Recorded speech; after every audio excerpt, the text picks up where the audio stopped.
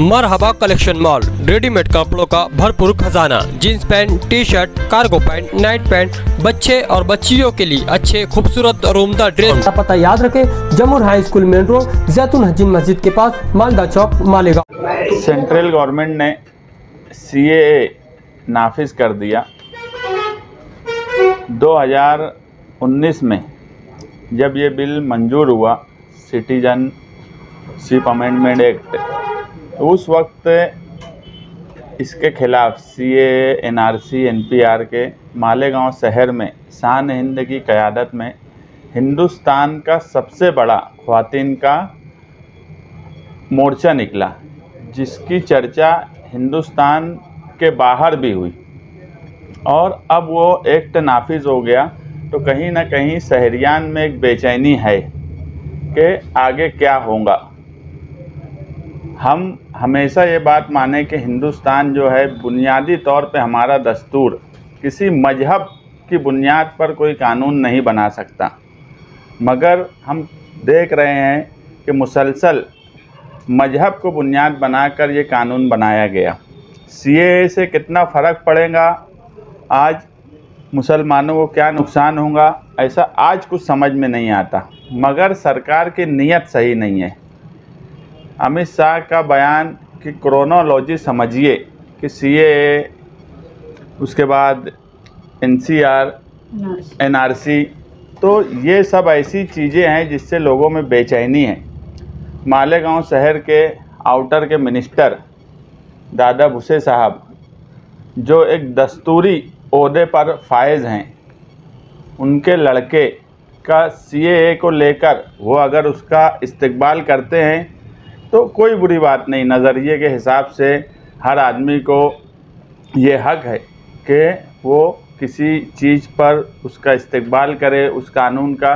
कोई अगर उसकी मुखालफत करता है तो मुखालफत करे, मगर जिस तरीके से इस शहर में आविष्कार भूसे माहौल बना रहे हैं, और उनका जो ट्वीट आया, जो हिंदू की बात करेगा वही देश पे राज करेगा, और हिंदुस्तान लिखना, जबकि संविधान में हमारा देश भारत, हिंदुस्तान, इंडिया इस नाम से जाना जाता, मगर जानबूझकर इस तरह का माहौल बनाया जा रहा है।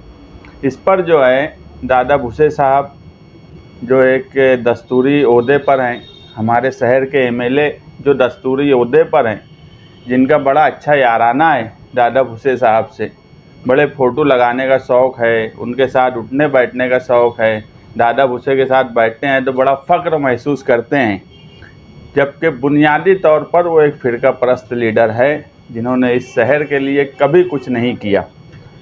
हम उस कानून के ताल्लुक़ से मालूमात ले रहे हैं।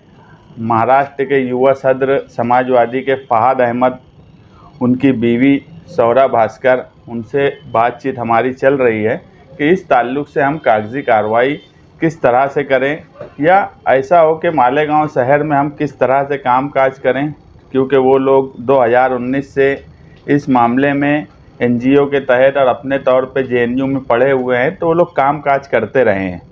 तो वो लोग कहीं ना कहीं मदद करने की बात कर रहे हैं। कुछ NGO से भी हमारी बात कराने की बात की जा रही है। लेकिन ये कानून जो है, हम इसकी मुखालफत, ये इसमें कितना नुकसान होगा, कितना फ़ायदा होगा, इससे हटकर जिस तरह से कानून बनाया गया कि बांग्लादेश, अफ़गानिस्तान, पाकिस्तान, यहाँ पर जो माइनॉरिटीज़ हैं, उन पर जो जुल्म हो रहा है, उनको हिंदुस्तान में जगह दी जाए। अगर हिंदुस्तान इसी तरीके से सोचे तो एक मज़हब को क्यों किनारे किया जा रहा है, जानबूझ के हिंदू मुसलमान की लाइन खींची जा रही है इलेक्शन को सामने रखते हुए, जबकि हमारे ही पड़ोस में श्रीलंका है, भूटान है, म्यांमार है, जहाँ पर मुसलमान माइनॉरिटी में है और मुसलसल जुल्म होता है उनके ऊपर। ये पूरी दुनिया को पता है। तो अगर यहाँ पर जो माइनॉरिटीज़ मुस्लिम हैं, उनको भी फिर सरकार ने जगह देना चाहिए हिंदुस्तान में। बर्मा के मुसलमान का मसला है, श्रीलंका के मुसलमान का मसला है। दूसरी एक बात ये नहीं समझ में आती कि अगर ईसाई को भी जगह दी जा रही है, बौद्ध को भी जगह दी जा रही है। तो ईसाई आज दुनिया में सबसे ज़्यादा मुल्क ईसाइयों के हैं, तो हिंदुस्तान ही क्यों उनको जगह दे। ईसाइयों को अगर कोई मसला आ रहा है तो ईसाई देश दे। हमारे आसपास बौद्ध मज़हब के मानने वाले बड़े देश हैं, चीन है, बर्मा है, श्रीलंका है, ये सब लोग उनको जगह दे सकते। हम तो ये बात मानते हैं कि हिंदुस्तान में किसी को भी जगह नहीं देना चाहिए। हिंदुस्तान की खुद आबादी इतनी हो चुकी है कि हर वक्त फ़िरका परस्त लीडर एक तरफ ये बोलते हैं कि मुल्क को जो है अवाम यानी इतनी ज़्यादा आबादी हो रही है कि यानी आबादी का ब्लास्ट हो जाएगा, इस तरह का भी बयान देते हैं। उसके बाद दूसरे मुल्क के लोगों को लेना, ये कहीं ना कहीं हिंदुस्तान में रहने वाले तमाम ही मज़हब के लोगों के साथ नाइंसाफ़ी है। इस तरह का कानून बनाने का सिर्फ एक ही मकसद है कि किस तरह से मुसलमानों को तकलीफ़ दी जाए, किस तरह से उन्हें तंग किया जाए। इसी मकसद के तहत ये कानून बनाया गया है। हम आज पूरे हिंदुस्तान की बात तो नहीं करेंगे, मगर मालेगांव शहरियान बेफिक्र रहें।